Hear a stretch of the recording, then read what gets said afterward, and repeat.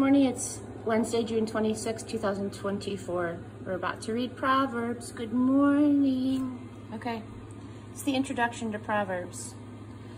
The message. Many people think that what's written in the Bible has mostly to do with people getting into heaven, getting right with God, saving their eternal souls. It does have to do with that, of course, but not mostly. It is equally concerned with living on this earth, living well, living in robust sanity. In our scriptures, heaven is not the primary concern, to which earth is a tag-along afterthought. On earth as it is in heaven is Jesus' prayer. Wisdom is the biblical term for this on earth as it is in heaven everyday living.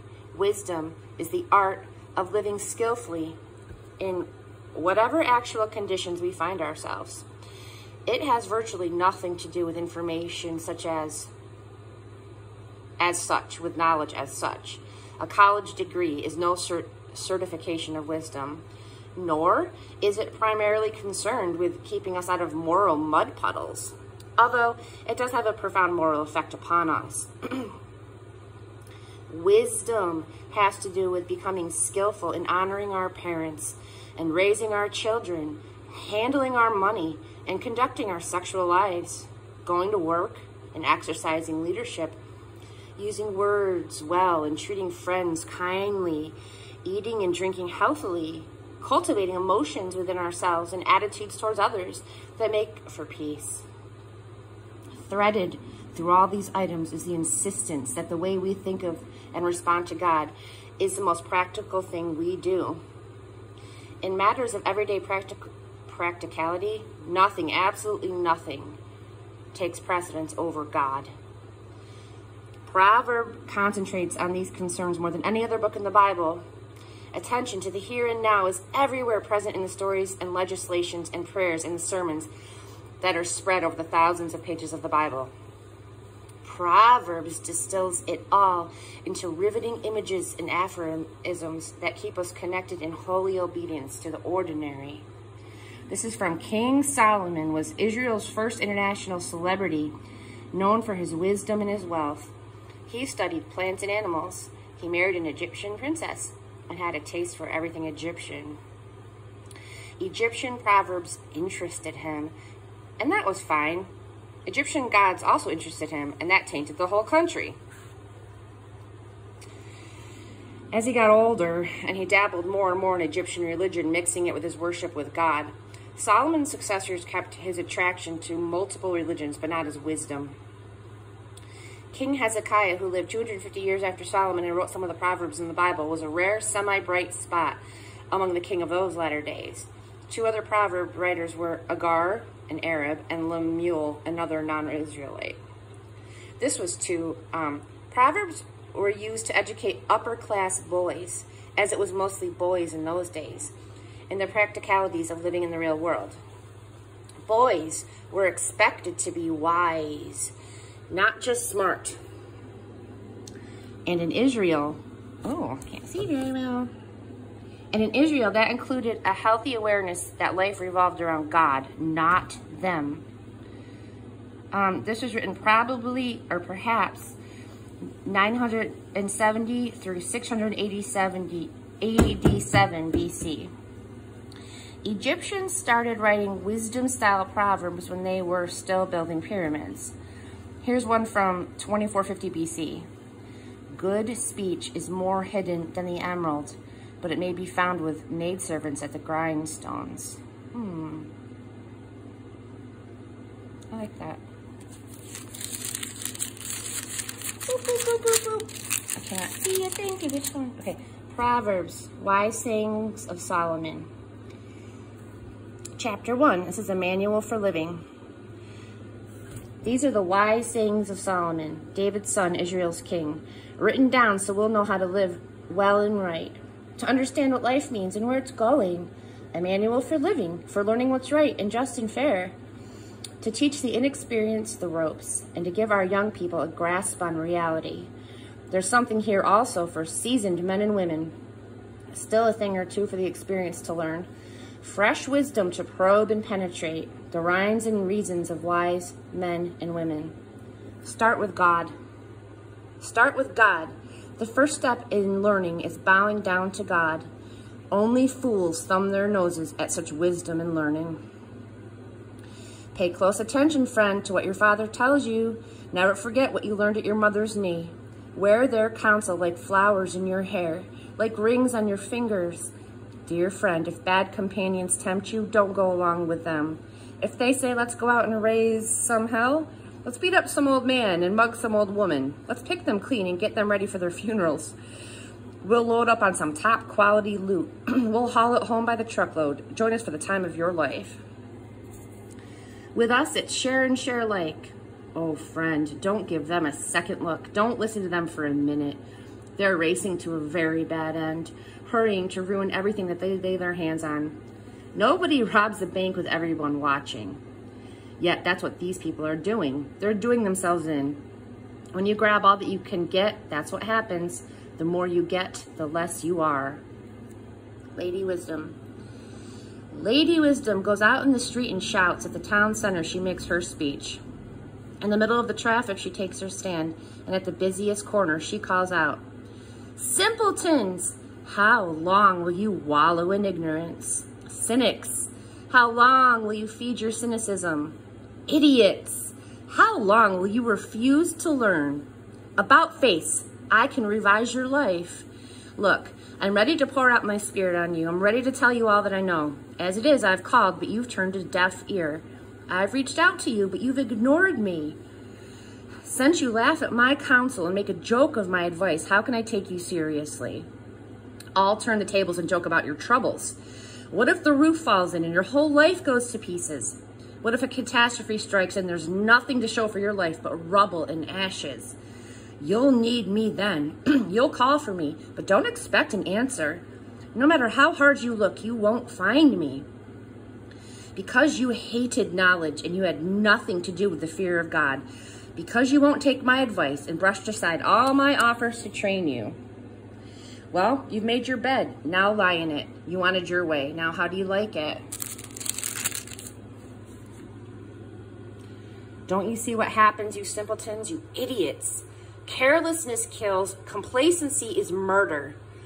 First, pay attention to me and then relax. Now you can take it easy. You're in good hands. Chapter 2, make insight your priority. Good friend, take to heart what I'm telling you. Collect my counsels and guard them with your life. Tune your ears to the world of wisdom and set your heart on a life of understanding. That's right. If you make insight your priority and won't take no for an answer, searching for it like a prospector hunting or panning for gold, like an adventurer on a treasure hunt, believe me, before you know it, fear of God will be yours. You'll come upon the knowledge of God. And here's why. God gives out wisdom for free. It's plain spoken in knowledge and understanding. He's a rich mine of common sense for those who live well. He's a personal bodyguard to the candid and sincere. He keeps his eye on all who live honestly and pays special attention to his loyally committed ones. So now you can pick out what's true and fair. Find all the good trails. Lady Wisdom will be your close friend, and Brother Knowledge your pleasant companion. Good sense will scout ahead for danger, and insight will keep an eye out for you. They'll keep you from making wrong turns or following the bad directions of those who are lost themselves and can't tell a trail from a tumbleweed. These losers who make a game of evil and throw parties to celebrate perversity, traveling paths that go nowhere, wandering in a maze of detours and dead ends. Wise friends will rescue you from the temptress, the smooth-talking seductress, who's faithless to the husband that she married years ago. Never gave a second thought to her promises before God. Her whole way of life is doomed. Every step she takes brings her closer to hell. No one who joins her company ever comes back or ever sets foot on the path to real living. So, join the company of good men and women. Keep your feet on the tried and true paths. It is the men who walk straight who will settle this land, the women with integrity who will last here. The corrupt will lose their lives. The dishonest will be gone for good. Chapter 3, don't assume you know it all. Good friend, don't forget all that I've taught you. Take to heart my commands. They'll help you live a long, long long time, a long life lived full and well. Don't lose your grip on love and loyalty. Tie them around your neck, carve their initials on your heart. Earn a reputation for living well in God's eyes and the eyes of the people. Trust God from the bottom of your heart. Don't try to figure out everything on your own. Listen for God's voice in everything that you do, everywhere that you go. He's the one who will keep you on track. Don't assume that you know it all. Run to God. Run from evil. Your body will glow with health. Your very bones will vibrate with life. Honor God with everything that you own. Give him the first and the best. Your barns will burst. Your wine vats will brim over. But don't, dear friend, resent God's discipline. Don't sulk under his loving correction. It's the child that he loves that God corrects. A father's delight is behind all of this. The very tree of life. You're blessed when you meet Lady Wisdom, when you make friends with Madam Insight. She is worth far more than money in the bank. Her friendship is better than a big salary. Her value exceeds all of the trappings of wealth.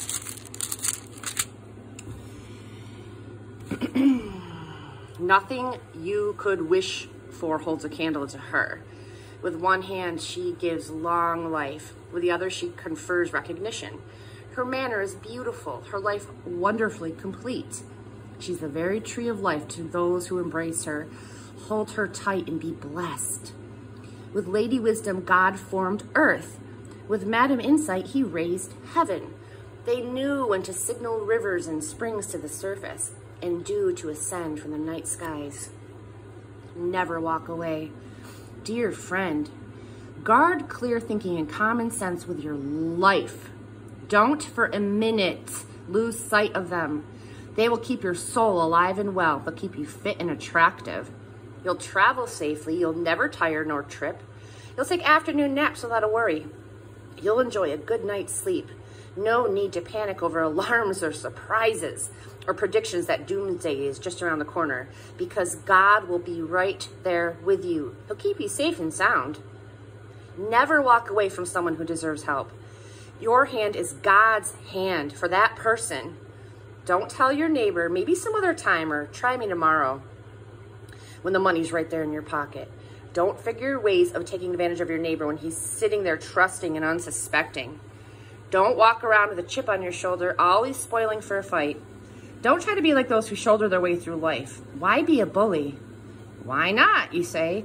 Because God can't stand twisted souls. It is the straightforward who gets his respect. God's curse blights the house of the wicked, but he blesses the home of the righteous. He gives proud skeptics a cold shoulder. But if you're down on your luck, he's right there to help. Wise living gets rewarded with honor. Stupid living gets the booby prize. Your life is at stake, chapter 4. Listen, friends, to some fatherly advice. Sit up and take notice so that you'll know how to live. I'm giving you good counsel. Don't let it go in one ear and out the other. When I was a boy at my father's knee, the pride and joy of my mother, he would sit down and drill me. Take this to heart. Do what I tell you and live. Sell everything and buy wisdom. Forage for understanding. Don't forget one word. Don't deviate an inch. Never walk away from wisdom, because she guards your life. Love her. She keeps her eye on you. Above all and before all, do this. Get wisdom.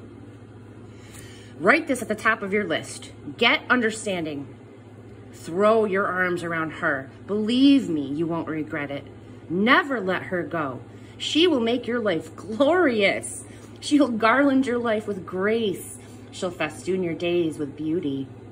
Dear friend, take my advice. It will add years to your life. I'm drawing out clear directions to wisdom way. I'm drawing a map to righteous road. I don't want you ending up in blind alleys or wasting time making wrong turns. Hold tight to good advice. Don't relax your grip. Guard it well. Your life is at stake. Don't take wicked bypass. Don't so much as set foot on that road. Stay clear of it. Give it a wide berth. Make a detour and be on your way. Evil people are restless unless they're making trouble. They can't get a good night's sleep unless they made life miserable for somebody. Perversity is their food and drug. Violence is their drug of choice. Perversity is their food and drink, and violence is their drug of choice. The ways of right living people glow with light. The longer they live, the brighter they shine. But the road of wrongdoing gets darker and darker. Travelers can't see a thing. They fall flat on their faces. Learn it by heart. Dear friend, listen well to my words. Tune your ears to my voice. Keep my message in plain view at all times. Concentrate and learn it by heart. Those who discover these words live. They really live, body and soul. They're bursting with health. Keep vigilant watch over your heart. That's where life starts. Your heart. Don't talk out of both sides of your mouth. Avoid careless banter, white lies, and gossip. Keep your eyes straight ahead. Ignore all sideshow distractions. Watch your step, and the road will stretch out smooth before you. Look neither right nor left. Leave evil in the dust. So we just read chapter 1 through 4 of Proverbs, and it was wonderful. Have a glorious Wednesday. See you tomorrow.